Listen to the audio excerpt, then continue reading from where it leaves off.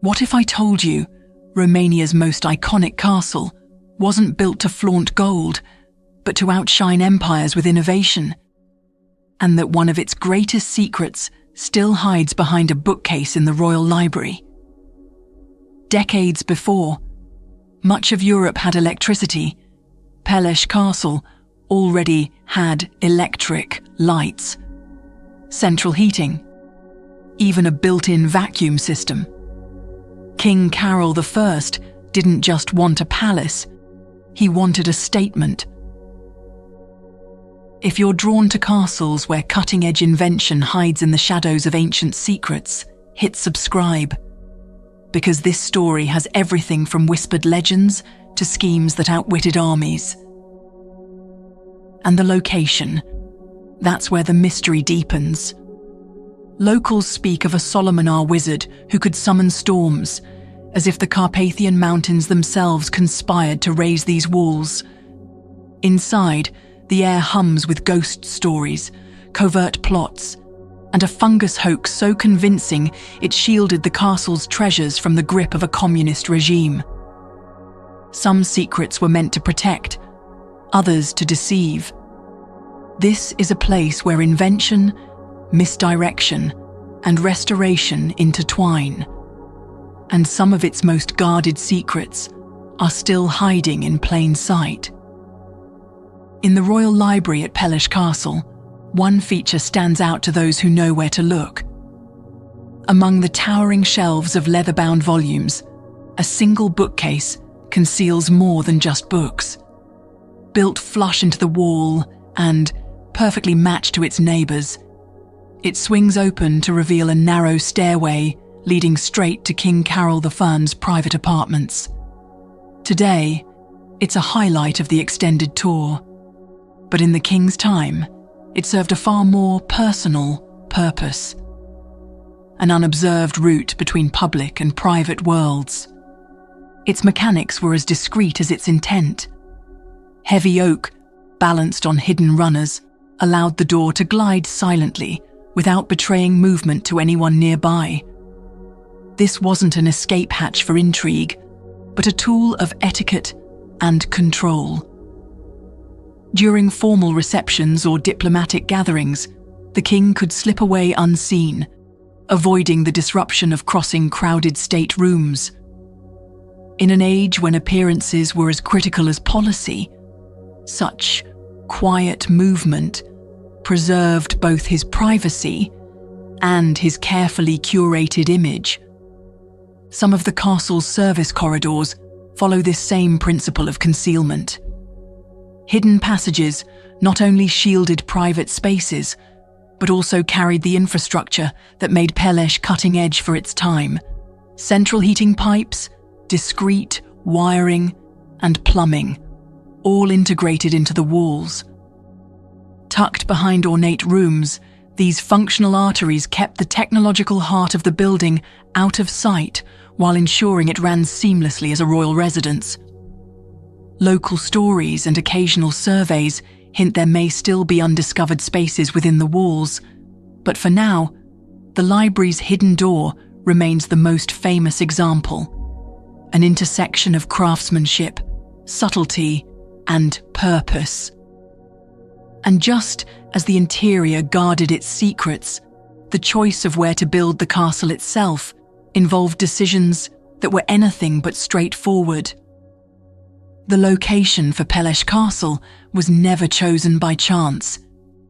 When King Carol I first visited the Sinai region of the Carpathian Mountains in 1866, he was drawn to a steep, wooded plateau with sweeping valley views. From here, the main north-south trade route was visible, yet the site remained secluded enough for a royal retreat. Engineers, however, warned the slope was unstable and would demand careful preparation. The foundation stone was laid on 22nd August 1873 after months of work to stabilize the ground. Complex drainage systems and early retaining structures were built to guard against landslides and channel away spring snowmelt. Measures that required continual upkeep even after the castle's inauguration a decade later, on 7th October 1883. Folklore adds its own layer of intrigue. Local legend speaks of a Solomon wizard who once commanded winds through these passes, blessing certain ridges. In this telling, the castle's alignment with an old shepherd's route was not convenience, but destiny. A sign the mountain itself had a will the builders respected. Much of the castle was sourced from the surrounding landscape. Stone from nearby quarries, timber from local forests, and clay for its red roof tiles. Terraced gardens doubled as retaining walls, blending beauty with practical slope management. Over time, land and structure settled into one another, giving the impression Peleș had grown directly from the rock and forest. This harmony of landscape and architecture helped the castle endure in a demanding environment. But its location was only the beginning. Inside, another kind of ambition placed Peleș decades ahead of much of Europe. Visitors entering the Grand Hall are often struck by the warm glow of electric chandeliers, but few realize they're powered by one of Europe's earliest castle-based electric systems. A private hydroelectric plant on the Peles stream generated the power, making Peleș a marvel of late 19th century engineering and a point of pride for King Carol I. At a time when gas lamps still lit most capitals, this was a quiet yet unmistakable statement of progress. Its heating was equally advanced. Copper pipes ran discreetly through the walls, connected to a central boiler that fed steam heat throughout the residence. Individual thermostats allowed precise control, even during harsh Carpathian winters. In the music room, specially designed shutters filtered sunlight to protect delicate instruments, proof that comfort and preservation could work hand in hand.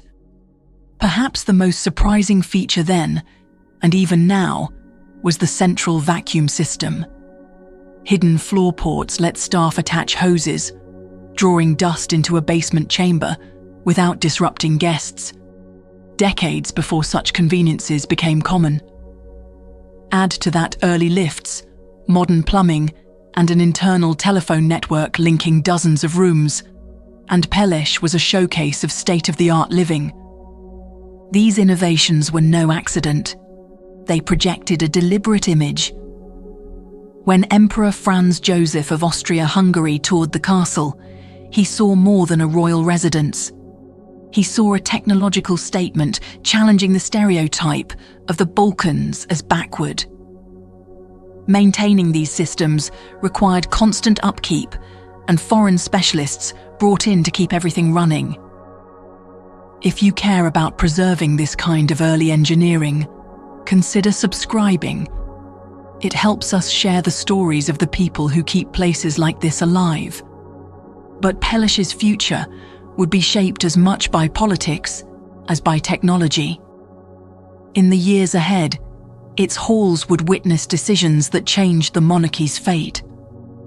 In 1914, the Hall of Honor at Peleș Castle became the stage for a meeting that would shape Romania's entry into World War I.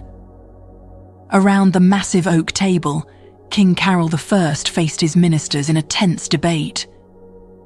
The German-born monarch favoured joining the Central Powers, while others pushed for the Allies, hoping to claim Transylvania. Stained glass windows depicting Romania's historic battles cast shifting colours over the room as arguments clashed. For hours, they weighed loyalty against opportunity. Romania's military agreements left just enough room to avoid immediate entanglement, and by nightfall, they reached a compromise: armed neutrality. The country would mobilise without committing to either side, buying time to strengthen defences and negotiate from a position of choice. Not long after, Carol died in his apartments at Peleș, leaving his cautious stance in place. The decision spared the valley from bombardment, but the threat lingered. Priceless artworks, tapestries, and furnishings were quietly hidden in secure mountain shelters, known to only a handful of trusted staff. The Hall of Honor itself still bears traces of that moment. Faint notations on its walnut panelling from troop planning sessions, and a discreet side door once used for urgent messages from the telegraph room. 2 years later, under Ferdinand I, Romania joined the Allies, fulfilling the vision Carol's opponents had argued for. But by then, the castle had already proven its ability to adapt under strain, a skill it would need again when the next great threat arrived, not from foreign armies, but from within Romania itself.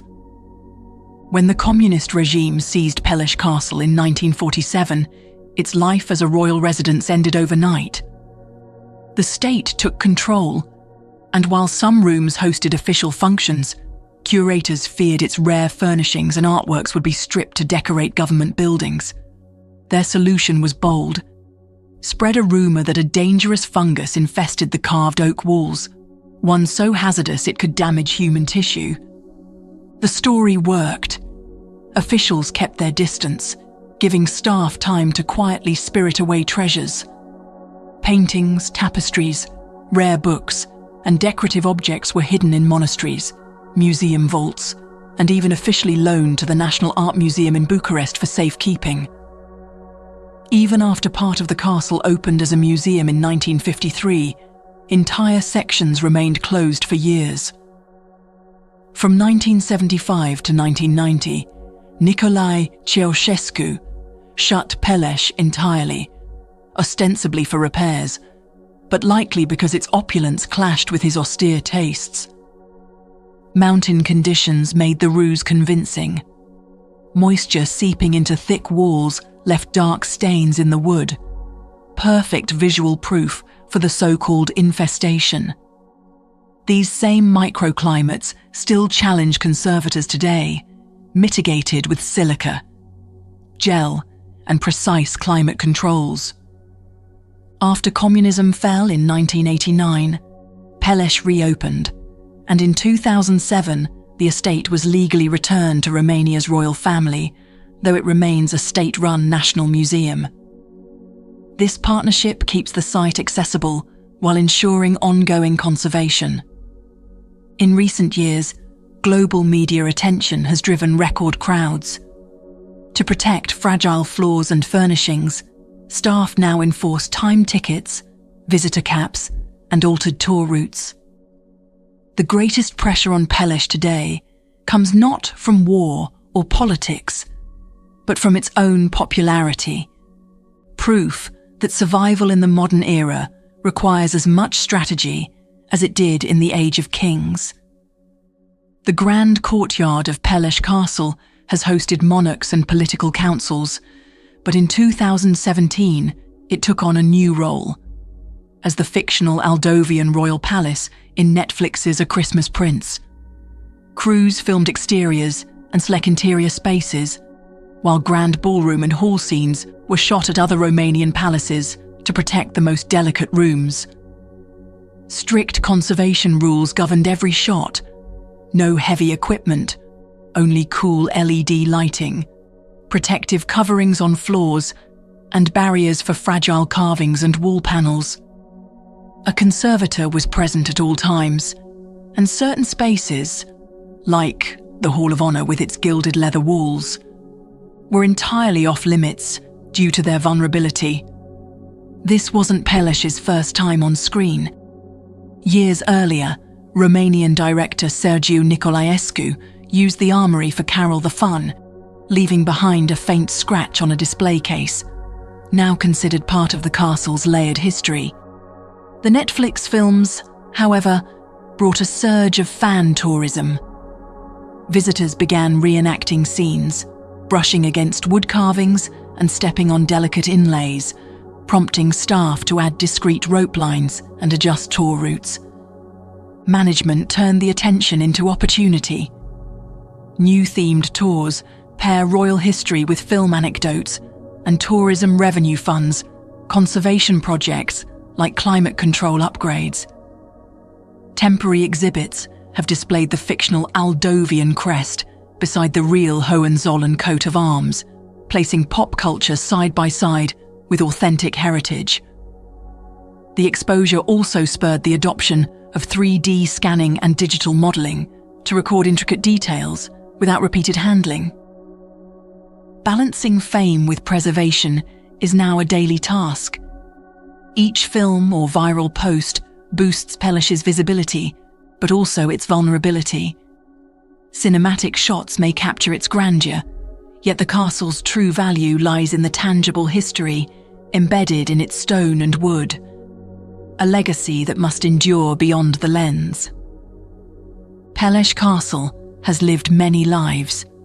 Born from King Carol I's vision of a modern royal palace, seized and repurposed under communism, and reborn as one of Romania's most treasured museums. Returned to the royal family in 2007, yet still state-administered, it now walks a careful line between public access and preservation. Today, conservators use 3D laser scans and hyperspectral imaging to watch over every carved panel and painted ceiling, tools the king himself could never have imagined. But the question remains, how do you protect a building designed to be modern forever, in a world that never stops changing? If you want to see how history's greatest buildings survive fire, war, politics, and sometimes their own fame, subscribe. The next story might just change how you see the past.